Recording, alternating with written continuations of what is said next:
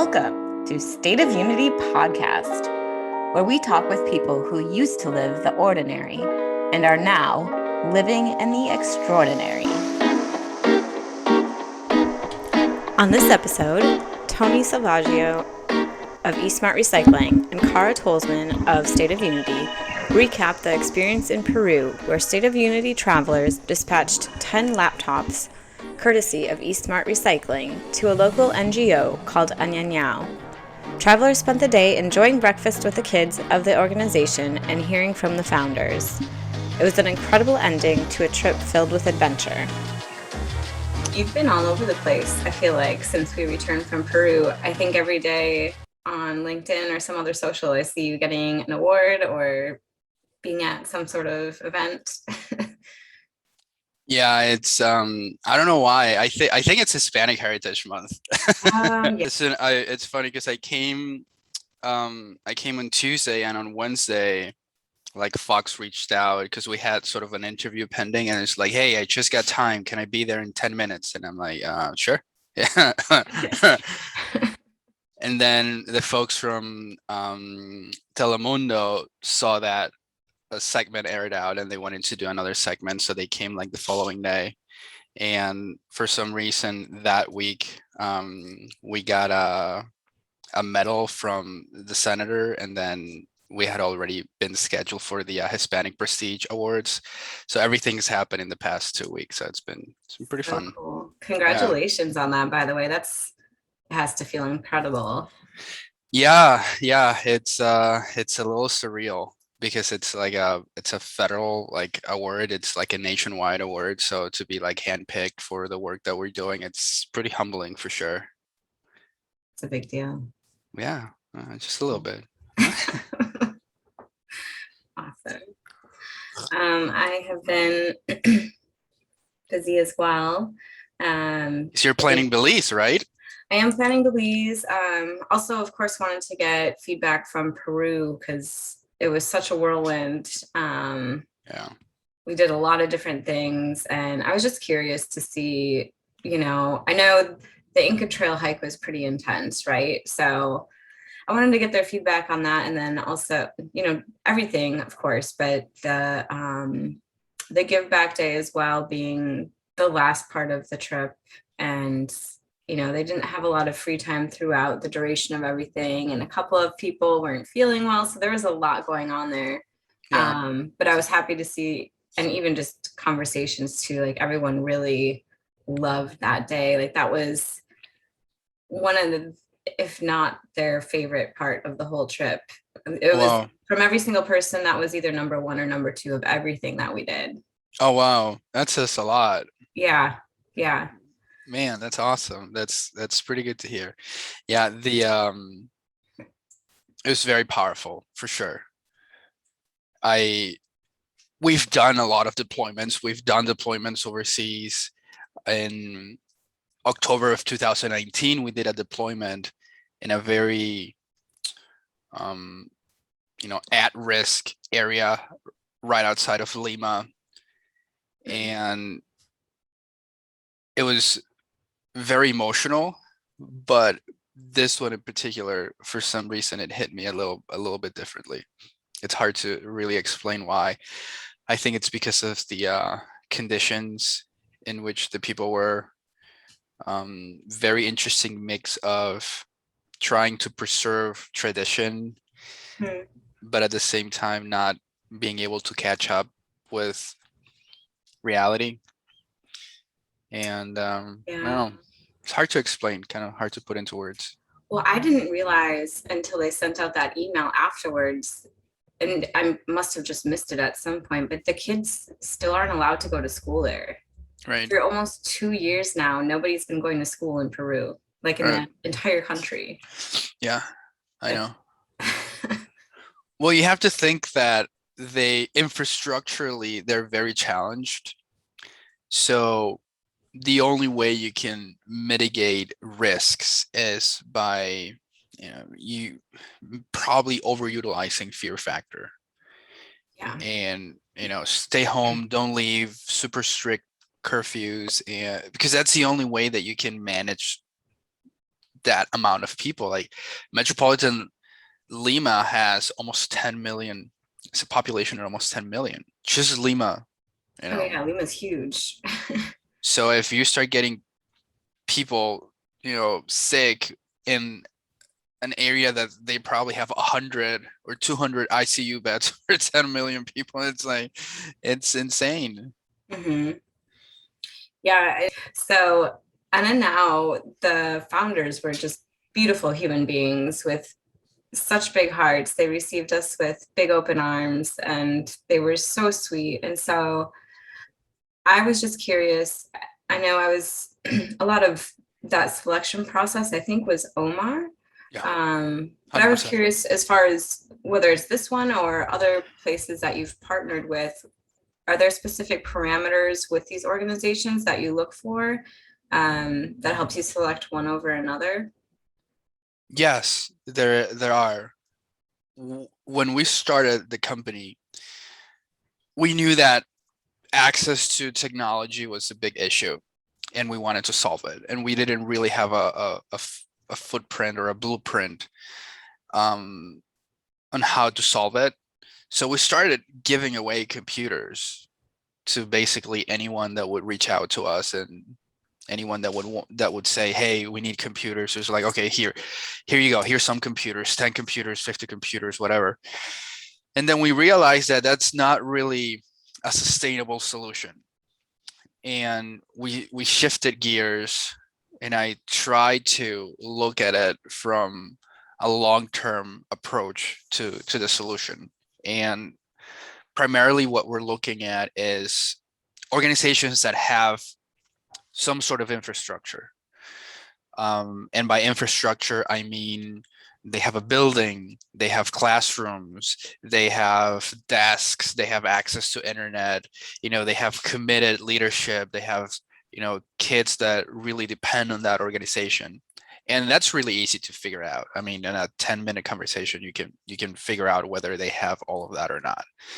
And then the second part is, how can we move from a computer donation, which I think I've shared this with you. I hate the word computer. Like, I hate the phrase computer donation because it implies that you're giving something and you're there for the photo op and that's it. We call it deployment because we are deploying resources, and we want to stay in touch with that organization. So every time we partner with someone, it's with the idea of making a long-term engagement. Whether that works, whether we're able to do it, we don't know, but at least that's the idea that we start with. So when we're doing it, we're basically saying to that organization, listen, we want to make this a formal program. Right? We want to get more people involved, and we want to make it long-term and sustainable. So if you are willing to stay in touch with us, if you're willing to use these computers as a base, as a foundation to start building on top of that, then we want to be able to do something with you. If you don't want to, if you just want a donor for some computers, then we're not the right fit. And we probably shifted that approach maybe in 2018, and I think it's worked with us because now we can focus on a lesser number of organizations, but the impact is greater. Mm, that's awesome.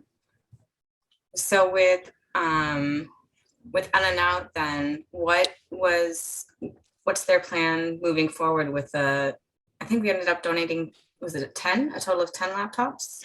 Yeah, this time it was 10. One of the things that I really liked about Anyanyao was that they already have a technology program in their service offering.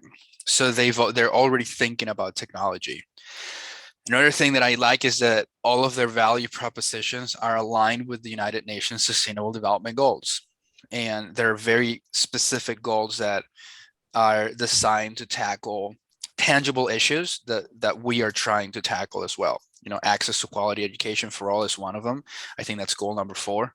And just to be on the same wavelength, it helps a lot, right? Because we're speaking the same language.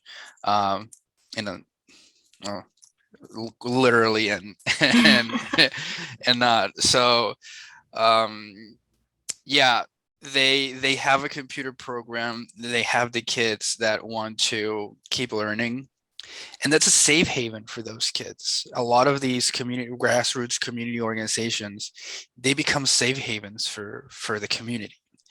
And I in one of the in one of the first nonprofits that we helped, called Dream Center, and I was talking to the leadership of a Dream Center, and they had this ethos on how they support the community, and I loved how they explained it, because they they created sort of a web, right? So the web has 5 points. The school is 1 point. The caregiver is another point, and the caregiver can be mom, can be dad, can be the grandma, because a lot of the times, mom is not in the picture, dad is not in the picture. They have a mentor, specific mentor that works with them.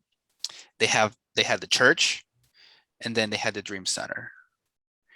And then their philosophy was that we need to have those 5 points in the life of every child. Mm. And if one of those points is not there, you have the rest of the points to carry the burden, right? But in traditional communities right now, you see that the school is a lot of the times neither here nor there. Parents are absent a lot. So if the school is not a reliable, net for the kids, and their caregivers are not a reliable net for the kids, then what do they have? They don't have anything. So you have to create that grassroots community support system for the sake of the child. And when we say for the sake of the child, we're not saying it from an altruistic perspective. We're saying it because if one child is broken, then the entire chain is broken, because that child is going to grow up and is not going to be a productive member of society. So when we're caring for kids, we're not caring just because they're kids and they're helpless. We're caring because that's the most vulnerable part of our society, and it requires our attention. And when you see organizations like Anyanyao and what they're doing, you're just encouraged to keep helping them thrive. Mm-hmm. Yeah, I think we were all, so the fact that they would go to school in the morning, come there afterwards, and continue their learning, and just how polite and well mannered, and I mean these were the most humble, like just gentle. The kids were so well behaved. I think we were just blown away. Yeah. How when we first arrived there, and we went around and did our introductions and welcomes and thank yous, and then before we went upstairs to have breakfast, how they all line up in a neat, orderly, single file line, waiting to wash their hands, go off one by one. It was just, we're like, wow. Yeah. I think it's one of the things that I've been able to see when we're working in developing countries, is that there's a lot of respect towards authority, and not in a submissive way, but in a, you're here, you're bigger than me, you're a figure of, of authority. I need to respect you. That's like the thing that I need to do. So you see that a lot. Yeah, it was really cool. And even just amongst each other on the table, sharing food, making sure nobody else wants this last piece before one of them takes it for themselves, and I know, right? clean everything. Yes. Yeah, it was neat. I'm happy that that your guests enjoyed it as well. That makes me really happy, because it means it's important. Yeah, and I think the language barrier is obviously a thing, because none of the people that went on this trip spoke Spanish, right, or really understood much of it at all. But thanks to cell phones and Google Translate, and even just one of the guys, like, he saw that the kid was wearing some cartoon character on his shirt, and so then they got into that somehow. And it was just cool seeing, despite the language barrier, everyone was able to communicate in some way, and everyone was laughing and having a good time. And yeah, it was a cool experience. And then after breakfast, stepping in and really getting into the knit and grit of what Anna now does, and their struggles, um, and even before that too, when the kids are talking about just giving thanks for the difference that these laptops are going to make for them, Yeah, and what they wanted to be when they grew up, and how it was helped them. I mean, the whole day was just yeah, really cool. yeah. I think there are universal unspoken languages. And I think love and respect are languages that people can perceive, even if you're not linguistically at the same page. They can tell that you're appreciating them. They can tell that you're loving on them. They can tell that you're respecting them. Hmm. And that creates a very strong bond, in my opinion. Hmm. So yeah, I was mind blown when I heard that their operating budget is like 2,500 or 3,000 euros a month for everything that they do, including salaries, including the help to the kids and the families. Um, it's very resourceful for sure. Hmm. Yeah. So I wanted to ask you, because I know what mine is, and I think I know what yours is, but curious. So of that day when we did the donation, what moment stands out to you, or do you feel like, was there any moment throughout that day that you're like, this will never leave me, or that really impacted you? Yeah, at the beginning when the kids were telling what it meant to them. Hmm. Yeah, that was very powerful for me. Yeah. What about you? What was your Mine was the same, even though I understood just a little bit of what they were saying. That was the same for me, because um, you can see it in their eyes, and Yeah, because it was um they're the same. They're the same as you and me. They have dreams. They want to accomplish things. And their circumstances are so different from our circumstances. Their environment is so different from our environment. Their view of the world is so different from our view of the world. But the same driving forces and values that are inside of them is the same as ours. Mhm. And that's mind-blowing for me um because of where they are and where we are. And we're humans. We're brothers and sisters at the same, no matter what cultures are dividing us, we want the exact same things. We want to be loved. We want to have opportunities. We want to succeed. We want to, help our community. It's the same, and it's so Mhm. frustrating sometimes how people don't see that, don't get it. It's so obvious. Yeah, I think it's so much easier to see at the child level too, because despite, I mean, no matter where you go in the world, at least for me, I felt like all kids are the same, right? They're all playful, they're all kind, they're they all have these dreams that they want to work towards, and kind of like you were saying, the only difference is where they are and what their resources are. Yeah, So, yeah. That's true. That's true. And it's exciting to know that we're moving in a direction where, you know, just technology is going to keep connecting us all. And that's one of the things that we were talking about. It was the fact that, like when we visited the some of the kids' homes, right? You could see that they're working hard to preserve tradition.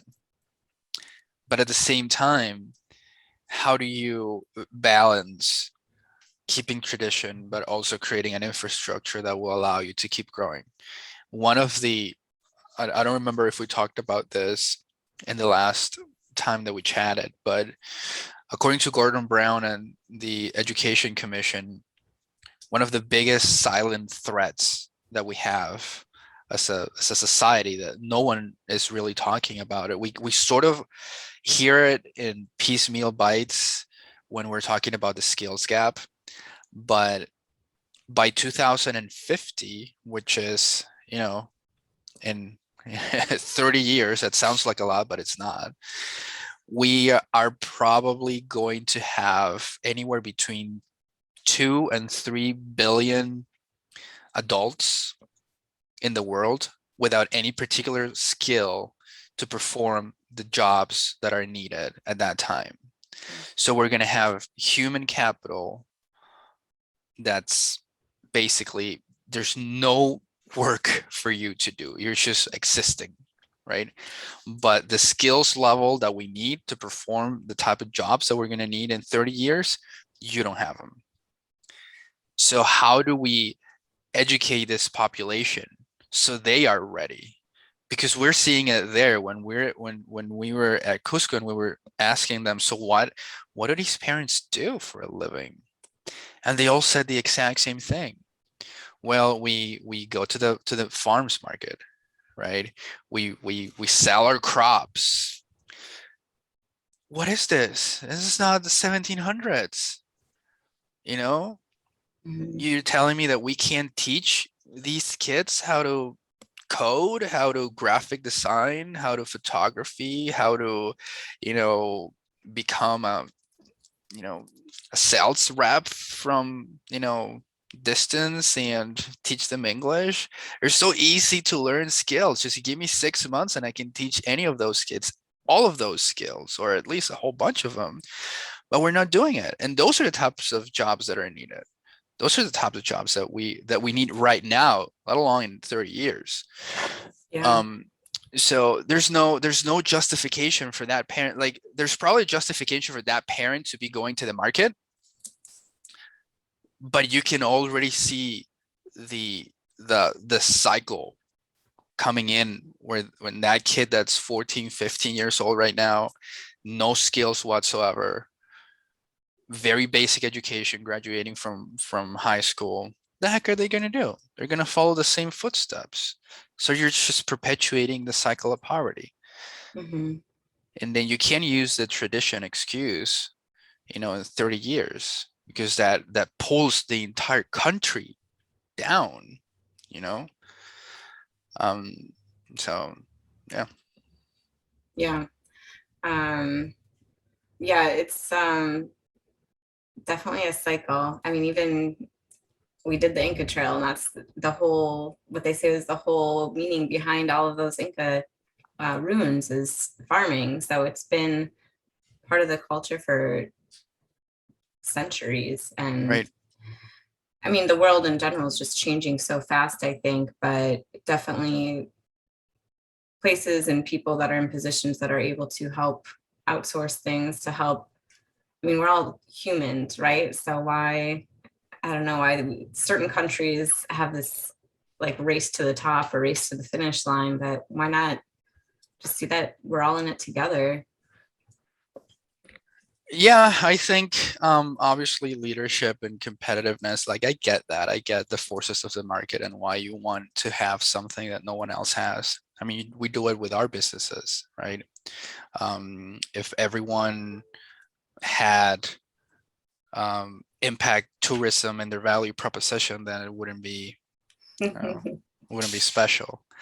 But I think, there are opportunities to think long term and to realize that.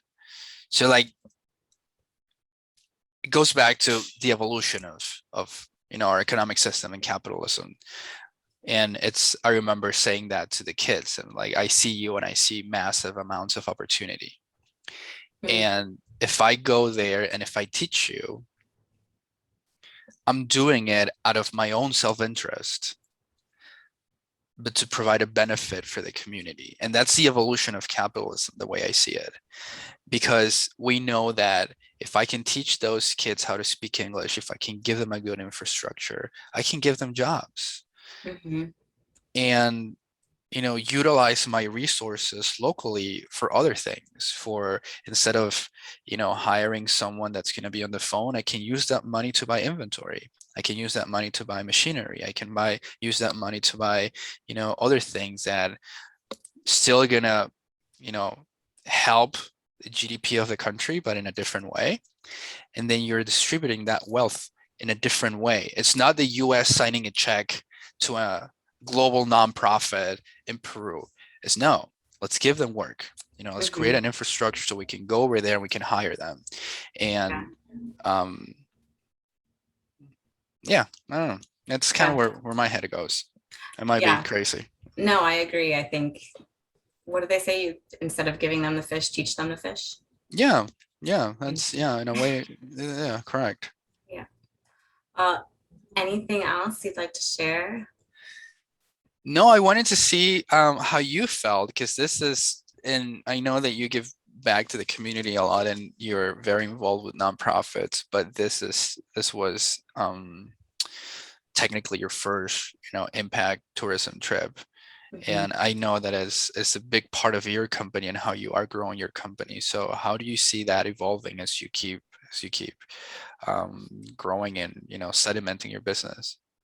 Yeah, so I think very similar to your mindset, is really honing in on a handful of organizations that I'm really passionate about, that we work well with, and that we can see a really good connection on what we can provide for them. And so what I would like to do is just get really good at what we do. So stay focused on just a handful of locations that we have these really amazing relationships with and have really cool experiences. And, I'd love to be able to, go back to any of these locations in, 5 years and be able to see, at that point, maybe kids, they'll be 5 years older, 10 years from now, and see the results of what we've been doing. I think that's going to be just priceless. I can't wait for that. But then, I guess in the immediate future, just seeking out those organizations. There's a few places that I have on my list that I'm still working to find the right fits for. So a lot of them, it's people that I've known for, 5-10 years now. So it's organizations that I already have a great relationship with, but it might be, even with those ones, figuring out exactly what their needs are now versus what they were 5 years ago, and just continuing to grow with them. Very nice. Yeah, it's very exciting. And if it's an exotic place, it makes it even more fun. True. Yeah. No, thank you for being part of this, and for being one of the persons in the groups that made it all happen. So I appreciate that. Yeah, absolutely. It was, I think, the most beautiful thing about what we did in Peru is that every person involved played a vital role. Yeah. Like, there was nobody that was just kind of there to just not a necessary piece of the puzzle. And I think that's really beautiful, is when everybody that was there served a purpose. And I think everybody left feeling that way too. Yeah, I agree. And I look forward to staying in touch with them and seeing how we can support them. I know they had their global giving campaign. Omar and I contributed. I think they're still gonna fall short from the goal, but hey, it's the first time doing it, so you got to keep trying. Yeah, they're doing awesome work there. Yeah. Cool. Well, thanks for your time. This was fun recapping. Thank you for having me, and to talk about the post trip. And the best of success for you and your upcoming trips. Thank you. Thank you so much for listening. If you enjoyed this episode, spread the word. Share with a friend, post it, comment, shout out. let us know. Be sure to hit the subscribe button so you don't miss another episode. Follow us on our socials and be sure to check out stateofunity.org for upcoming group experiences. This is Cara Irene, hoping we leave you feeling inspired to do more.